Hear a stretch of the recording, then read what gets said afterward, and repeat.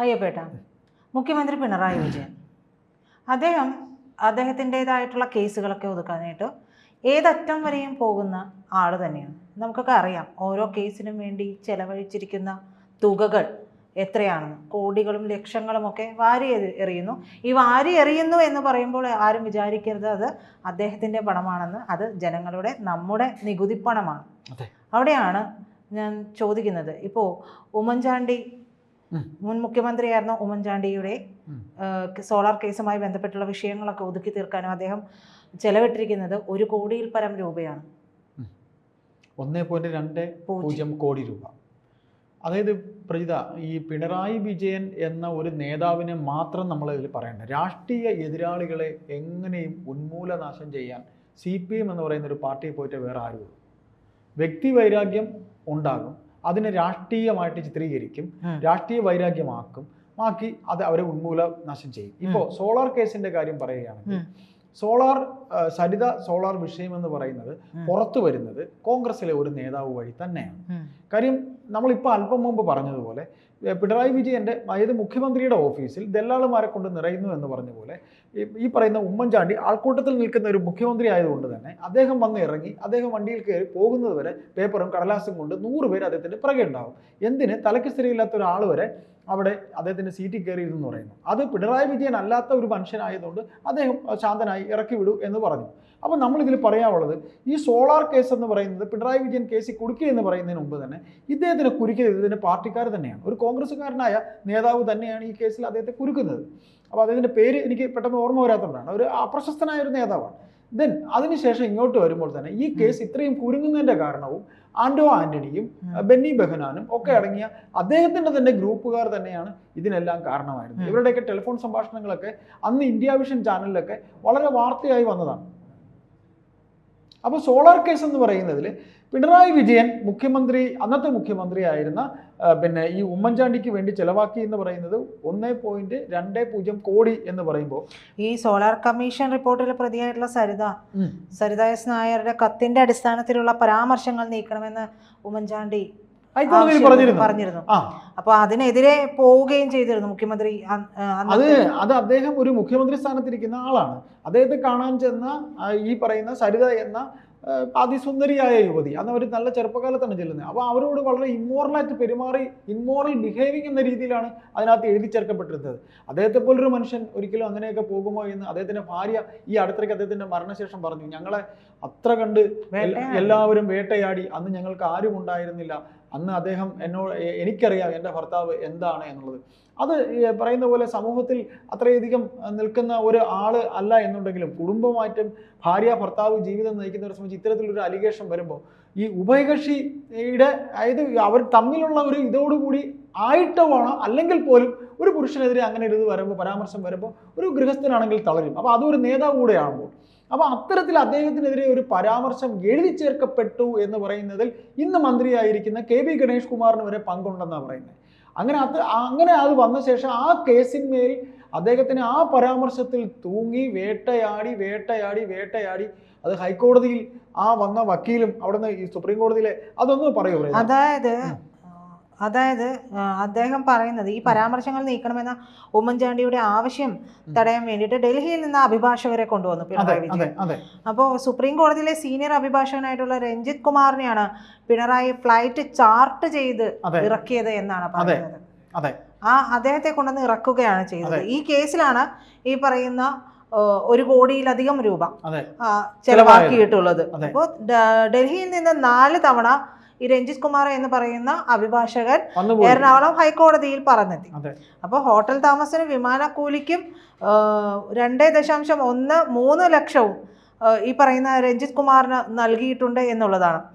പക്ഷേ ഇത്രയുമൊക്കെ കോടികൾ ഇറക്കി കളിച്ചിട്ട് പോലും ഹൈക്കോടതി അംഗീകരിച്ചത് അന്നത്തെ മുഖ്യമന്ത്രിയായിരുന്ന അദ്ദേഹത്തിന്റെ ഭാഗമായിരുന്നു. ഇത് ആളെ മനസ്സിലാക്കാനും തെളിവുകൾ കാണുമ്പോഴാണെങ്കിലും മനസ്സിലാക്കാനും ഒക്കെ കോടതിക്കും അറിയുമല്ലോ. അല്ല, കോടതിക്കും അറിയാന്ന് വെച്ചാൽ എല്ലാ കോടതിയും അങ്ങനെ ആവണമെന്നില്ല. നിരവധി കേസുകളൊക്കെ നമ്മൾ കണ്ടല്ലോ. നവീൻ ബാബുവിന്റെ കേസൊക്കെ നമ്മൾ എന്താണ് ചിന്തിച്ചത്, അതെങ്ങനെയാ പോയത്? അപ്പോൾ കോടതി നമ്മൾ പരാമർശിക്കുകയോ തെറ്റ് പറയുകയോ അല്ല. കോടതിയും ഒരു മനുഷ്യനാണല്ലോ, ജഡ്ജ് എന്ന് പറയുന്ന ഒരു മനുഷ്യനാണ്. അപ്പൊ ഏതായാലും നമുക്ക് ഇതിൽ പറയാനുള്ളത്, രാഷ്ട്രീയ എതിരാളിയെ പറഞ്ഞു തീർക്കാനായി ഈ പറയുന്ന രീതിയിൽ ഇത്രയും കോടി രൂപ ചെലവാക്കിയ പിണറായി വിജയൻ, അതിൽ വേറൊരു നമ്മൾ വിചിത്രമായ ഒരു സംഭവം കൂടെ ഉണ്ട്. അദ്ദേഹം മുഖ്യമന്ത്രിയായി കഴിഞ്ഞാൽ ആദ്യം കാണാൻ പോയത് ആരെയാണ്? ഈ പറയുന്ന ഉമ്മൻചാണ്ടിയാണ് കാണാൻ പോയത്. അത് ആര് കൂടെ ഉണ്ടായിരുന്നു? ശിവശങ്കരൻ കൂടെ ഉണ്ടായിരുന്നു. അന്നത്തെ IAS കാരനായ, ഇന്നിപ്പം ഉദ്യോഗത്തിൽ നിന്ന് പുറത്തു പോയിരിക്കുന്ന ശിവശങ്കരൻ കൂടെ ഉണ്ടായിരുന്നു. അപ്പോൾ ഇത്തരത്തിൽ സോളാർ കേസിൽ ഇത്ര കോടി രൂപ ഇദ്ദേഹത്തിന് രാഷ്ട്രീയമായി എതിരിടാനായി പിണറായി വിജയൻ ഇങ്ങനെ ചെലവാക്കി എന്ന് പറയുമ്പോൾ അത് CPM, അതും ഖജനാവിൽ നിന്നാണ് ഈ കേസിന് വേണ്ടി. ഈ ഒരു കാര്യം മാത്രമല്ല പ്രീത, നമ്മൾ ഷുക്കൂർ വധക്കേസിൽ നോക്കുക, അരിയിൽ ഷുക്കൂർ വധക്കേസ് നോക്കുക. എന്തിന് ബാക്കി ഈ കാസർഗോഡ് മറ്റ് 2 ചെറുപ്പക്കാർ ശരത്ലാലും കൃപേഷും ഇവരുടെ മരണം ഇതും ഈ സർക്കാരിന്റെ കാശല്ലേ, അല്ലേ? അപ്പോൾ ഇത്തരത്തിൽ അവരുടെ കേസുകൾ, ഈ രാഷ്ട്രീയ എതിരാളിയെ തീർക്കാനും ഖജനാവിൽ നിന്ന് കേസ്, രണ്ടാമത് അവരുടെ രാഷ്ട്രീയ വൈര്യം തീർക്കാനായി എന്തിന് TP കേസിൽ വരെ ഇവർ സർക്കാരിന്റെ കാശ് ഇറക്കിയില്ലേ? അപ്പോൾ ഇതെല്ലാം ഈ SFIയുമായി ബന്ധപ്പെട്ടുള്ള കേസുകളൊക്കെ പോകുന്നത് ഈ സാധാരണക്കാരന്റെ പണമാണ് ആണ്. തീർച്ചയായിട്ടും ഡൽഹി ഹൈക്കോടതിയിൽ കിടക്കുന്ന, അതായത് സ്വന്തം മോൾക്ക് എതിരെ വന്ന കേസ് തീർക്കാൻ ഖജനാവിൽ നിന്ന് പണമെടുത്ത് ചെലവാക്കുന്ന മുഖ്യമന്ത്രി പിണറായി വിജയൻ. അത് എന്റെയും നിങ്ങളുടെയും ഈ നാട്ടിലെ ജനങ്ങളുടെയും വിധിയാണ്, നമ്മുടെ എല്ലാം വിധിയാണ്. നമുക്കിനി ചരിത്രം, നമ്മുടെ കുഞ്ഞുങ്ങളൊക്കെ പഠിച്ച് വലുതായി കഴിയുമ്പോൾ ഇങ്ങനെ പറയാം, ചരിത്രത്തിൽ ഇങ്ങനെ ഒരു മുഖ്യമന്ത്രി ഇവിടെ ഉണ്ടായിരുന്നു, അദ്ദേഹത്തിൻ്റെ ചെയ്ത്തുകൾ ഇങ്ങനെയായിരുന്നു. എന്തായാലും ഈ കാലം കഴിയുമ്പോൾ ബൈ പ്രൊഫഷണലി ഒരു മാറ്റം ഈ ഭരണത്തിലൊക്കെ ഉണ്ടാകുമെന്ന് നമുക്ക് ചിന്തിക്കാം, അല്ലേ? ബൈ പ്രൊഫഷണലി ഉണ്ടാകുമെന്നൊക്കെ ചിന്തിക്കാം. നമ്മൾ പറയില്ലേ, ശുഭാപ്തി വിശ്വാസമാണ് എപ്പോഴും വേണ്ടത് എന്ന് പറയുന്നത് പോലെ. ഒന്ന് ആലോചിച്ച് നോക്ക്, 2016 അധികാരം ഏറ്റ ഉടൻ തന്നെ സോളാർ കേസ് CBIക്ക് വിടുകയും ചെയ്തു. എന്നിട്ട് 7 വർഷത്തോളം എടുത്ത് ഈ ഏജൻസി നടത്തിയ അന്വേഷണം, ഈ അന്വേഷണത്തിന് ഒടുവിൽ വെളിപ്പെട്ടത് അദ്ദേഹത്തിന്റെ നിരപരാധിത്വമായിരുന്നു. അതും മരണത്തിന് ഏതാനും നാളുകൾക്ക് മുമ്പാണ് അദ്ദേഹത്തെ കുറ്റമുക്തനായിട്ട് CBI റിപ്പോർട്ട് കൊടുത്തത്. പക്ഷെ കോടതി അംഗീകരിച്ചത് അദ്ദേഹത്തിന്റെ മരണത്തിന്റെ തൊട്ട് പിന്നാലെയാണ്. അതെ, അല്ല പ്രീത, ഇതിനകത്ത് ഒരു പങ്ക് കൂടെ ഇവിടുത്തെ മാധ്യമങ്ങൾക്കുണ്ട്. കാര്യം, കാള പറ്റുമെന്ന് കേട്ട് കയറെടുത്ത നിരവധി മാധ്യമങ്ങൾ ഇവിടെയാണ്. ബ്രേക്കിംഗ് മാത്രം അന്വേഷിച്ചു പോകുന്നത് കൊണ്ടാണ്. അതിനൊരു ഉദാഹരണം കൂടെ പറഞ്ഞു തരാം. അതായത് ഈ കേസ് നടക്കുന്ന സന്ദർഭത്തിൽ പേഴ്സണലി ഞങ്ങൾക്കുണ്ടായ ഞങ്ങളൊരു സംഘടനയൊക്കെ ഉണ്ടാക്കി. തിരുവനന്തപുരത്ത് ഞങ്ങളുടെ ടെലിവിഷൻ എംപ്ലോയീസ് വെൽഫെയർ അസോസിയേഷൻ എന്ന് പറഞ്ഞ് ഞങ്ങളൊരു സംഘടന ഉണ്ടാക്കി. അന്ന് ഈ ബഹുമാനപ്പെട്ട മുഖ്യമന്ത്രി ഈ പറയുന്ന ഉമ്മൻചാണ്ടി, അദ്ദേഹം 4 മണിക്കോ 3.5 മണിക്കോ എഴുന്നേൽക്കുന്ന ആളാണ്. അറിയാം, ഉറങ്ങുന്നത് 2 മണിക്കൂറൊക്കെയാണ്.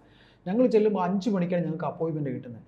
ചെല്ലുമ്പോൾ ഈ പേപ്പർ വാങ്ങിച്ച് നോക്കിയിട്ട് അദ്ദേഹം ഞങ്ങളോട് പറഞ്ഞത്, എനിക്കിതൊക്കെ ചെയ്യണമെന്നൊക്കെ ഉണ്ട്, നിങ്ങൾ എക്സിക്യൂട്ടീവ് എഡിറ്റർ അല്ലെങ്കിൽ എഡിറ്റർ റാങ്കിലുള്ള റിപ്പോർട്ടർമാരുടെ അടുത്തൊക്കെ പറയണം, എന്നെ കൊല്ലുന്നതിനൊരു കണക്ക് തരണം. ഈ പേപ്പർ വാങ്ങി നോക്കി ഞങ്ങളെ നോക്കിയിട്ട് അദ്ദേഹം ചിരിക്കുകയല്ല, അദ്ദേഹം വളരെ വ്യസനത്തോടെയാണ് സംസാരിച്ചത്. സത്യമാണ് ഞാൻ പറയുന്നത്. ഞങ്ങൾ 4 പ്രതിനിധികളാണ് ക്ലിഫ് ഹൗസിൽ അതിനകത്ത് കയറുമ്പോൾ പറയുക, ഒരു വെള്ളം മുണ്ടൊക്കെ കൊടുത്ത്, ആ കള്ളി ഒരു മുണ്ടൊക്കെ കൊടുത്ത്, ഒരു ചെറിയ ബനിയനൊക്കെ ഇട്ട്, ഒരു സാധാരണ മനുഷ്യനായിട്ട് നിങ്ങൾക്ക് ചായ കിട്ടിയോ, ഇരിക്കൂ, ആർക്കെ ഇവർക്ക് ചായ കൊടുക്കുക, അപ്പോൾ കൂടെയുണ്ട് ആർക്കെ, പ്രൈവറ്റ് സെക്രട്ടറി ആർക്കെ, ഞങ്ങളോട് പറയുക, ഞാനിതിൽ ഒപ്പൊക്കെ ഇടാം, മാനസാറിന് കൊടുക്കുകയും ചെയ്യാം, എന്നെ ഇങ്ങനെ കൊല്ലരുതെന്ന് പറയണം. അത്രയധികം വേട്ടയാടിയിരുന്നു അദ്ദേഹത്തിനെ വേട്ടയാടിയിരുന്നു. ഇവിടെ പിണറായി വിജയൻ കോടികൾ ചെലവഴിച്ച് അദ്ദേഹത്തിന്റെ രാഷ്ട്രീയ എതിരാളി എന്ന രീതിയിൽ അദ്ദേഹത്തിനെ വേട്ടയാടി എന്നിട്ട് കോടതി പോലും അദ്ദേഹം മരിച്ച ശേഷം ഇപ്പൊ പറഞ്ഞില്ലേ, മരിച്ച ശേഷമാണ് അദ്ദേഹത്തിനെ പറഞ്ഞത്. അദ്ദേഹത്തിന്റെ ഭാര്യ ഈ ഇടയ്ക്കും കരഞ്ഞു പറഞ്ഞതേ ഉള്ളൂ. അപ്പൊ നമുക്ക് ഇതിൽ പറയാനുള്ള ഒറ്റ കാര്യം, രാഷ്ട്രീയ എതിരാളികളെ ഉന്മൂലനാശം ചെയ്യുന്നതിൽ പിണറായി വിജയൻ മാത്രമല്ല, CPM എന്ന് പറയുന്ന പാർട്ടിയെ അങ്ങനെ തന്നെയാണ്. അതാണ് അവരുടെ സിദ്ധാന്തം. രാഷ്ട്രീയമായിട്ട് അല്ലെങ്കിലും ഒരു ശത്രു ഉണ്ടെങ്കിൽ അവരെ ഉന്മൂലനാശം ചെയ്യുക അവരുടെ ലിഖിത നിയമത്തിൽ ഉള്ളതാണ്.